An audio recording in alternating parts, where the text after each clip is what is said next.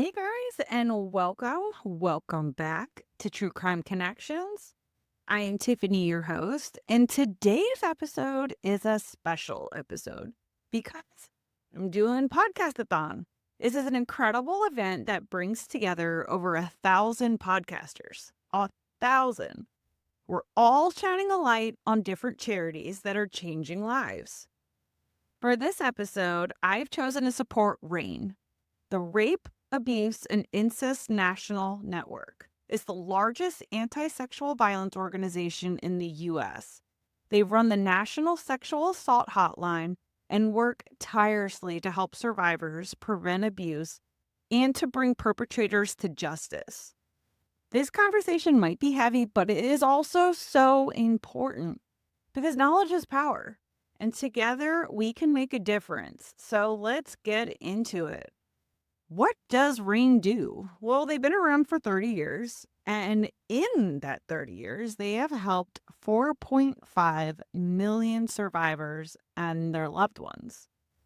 RAINN is committed to supporting survivors of sexual violence, cultivating communities of anti-sexual violence activism, and promoting policies that deliver justice. Since July 27th in 1994, RAINN has answered the call on the National Sexual Assault Hotline and supported 5 million survivors and their loved ones.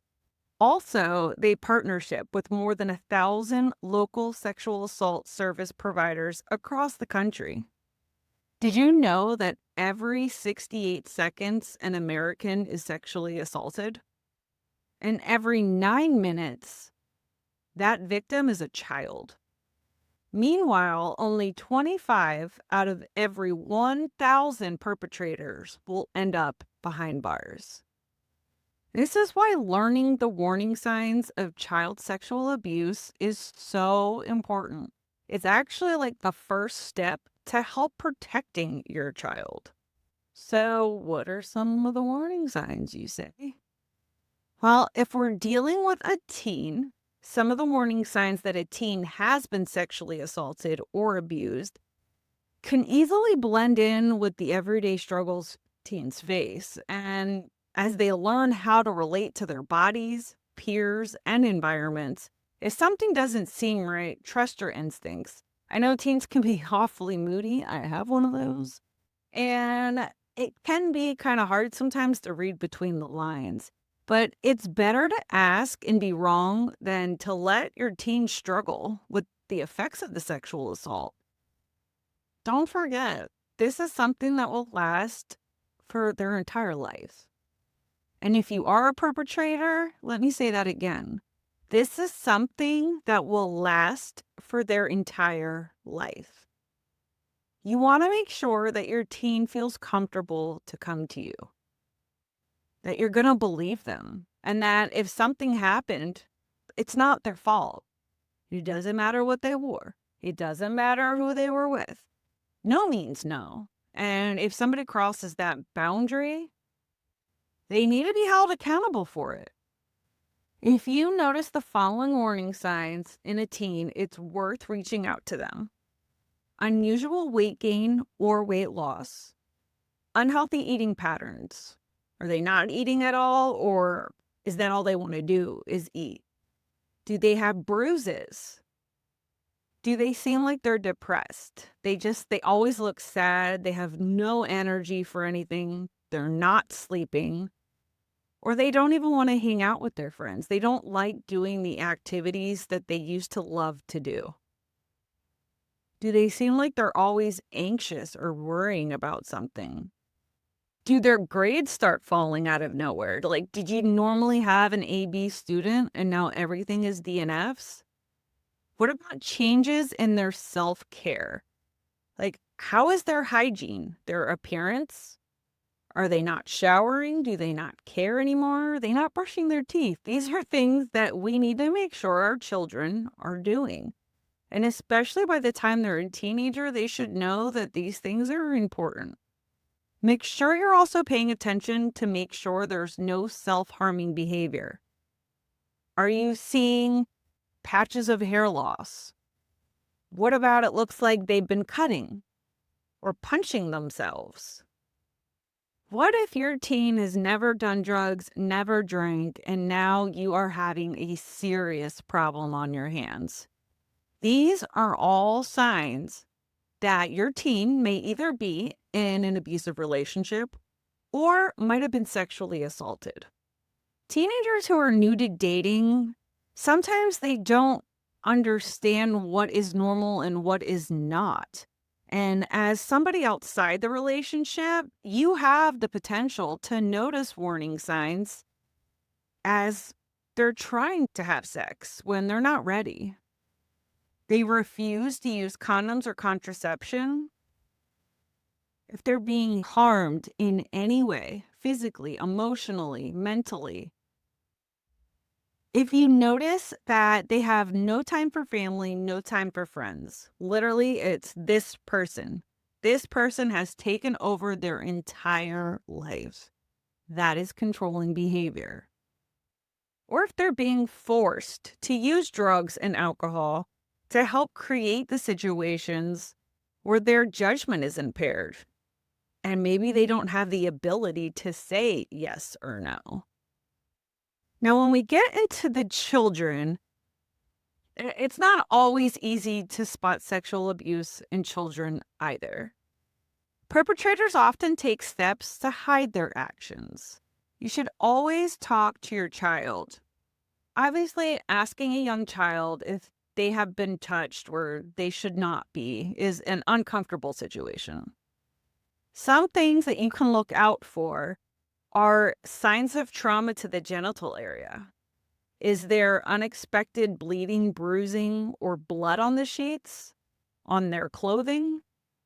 If all of a sudden they start talking about sexual topics and become obsessed about sex? What if it seems like they're keeping secrets? They don't talk as much as they used to. Or not wanting to be left alone with certain people. This is a big one, and people really need to focus. If when you go to drop a child off with a certain person and that child starts freaking out and does not want to go, do not make your child go with that person. There is a reason why. They might even regress back to behaviors that they had already outgrown. Like now they're sucking their thumb again or they're wetting the bed. What if your child was very outgoing and now literally just want to be alone? Lots of alone time. And if your child is trying to avoid taking a bath, getting undressed in front of you, there's probably a reason for it. Nightmares or fear being alone at night. Even young children can do self-harming behaviors. Children who have unexplained health problems, such as stomach aches, headaches, all the time. If every day there's some kind of ailment, you might want to start paying attention to see if there's any other clues kind of going along with that one. Same thing with excessive worry or fearfulness. If there's a decrease in their confidence or self-image, all of a sudden they want to wear baggy stuff, they want to wear crazy stuff that's not normal, there could be a reason for it.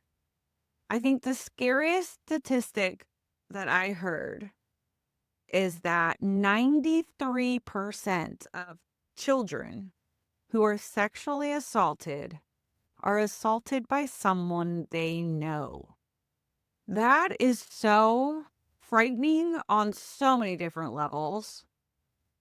I mean, this includes their own family members, church communities, coaches, teachers.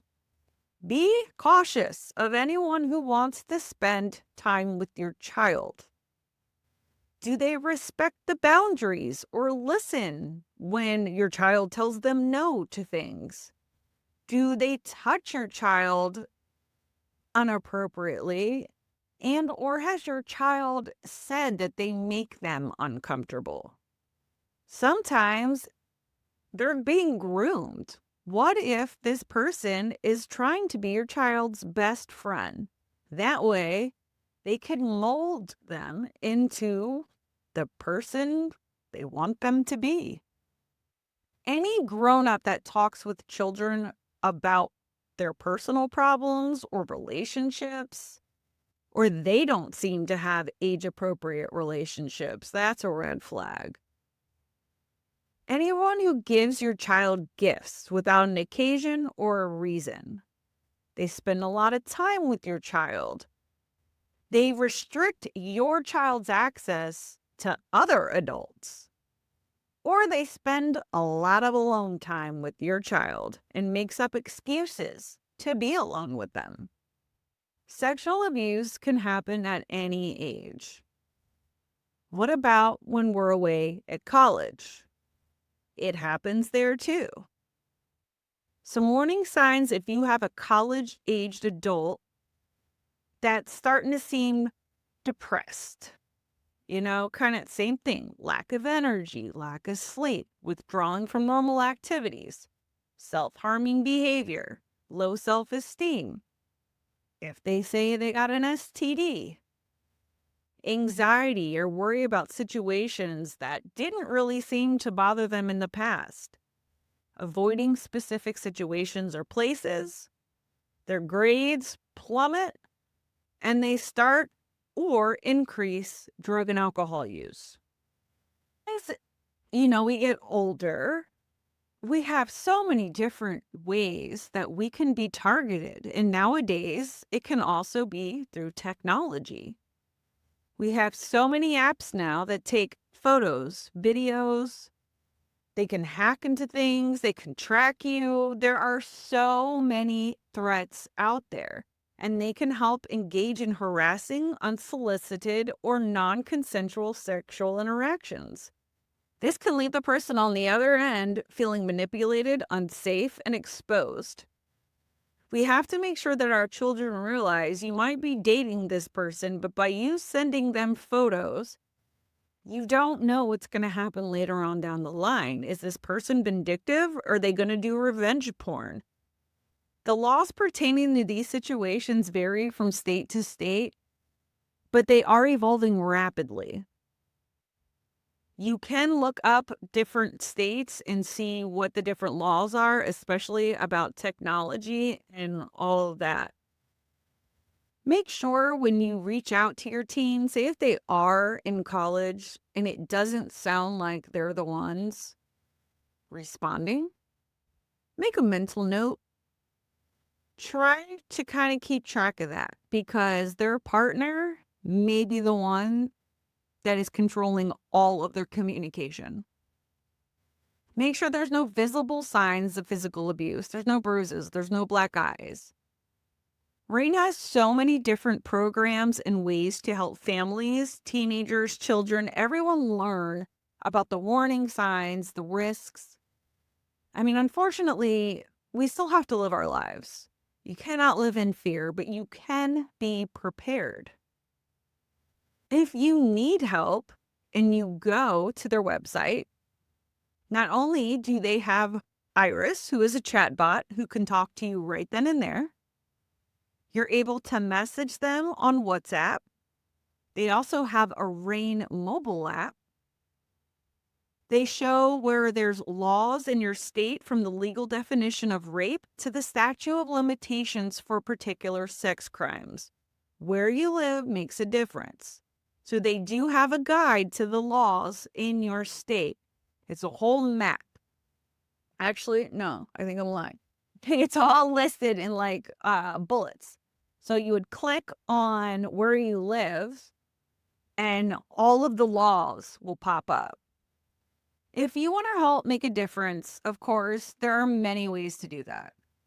You can volunteer, even if you have 5 minutes, 5 days, or 5 months. There's a path for you to make a difference in the lives of survivors of sexual violence. No matter how you choose to get involved, know that every bit counts. More than 87 cents of every dollar goes to helping survivors and preventing sexual violence. That is amazing.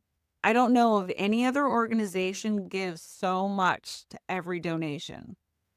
They offer words of hope. They encourage survivors to listen, to be heard, to feel seen, and to feel believed.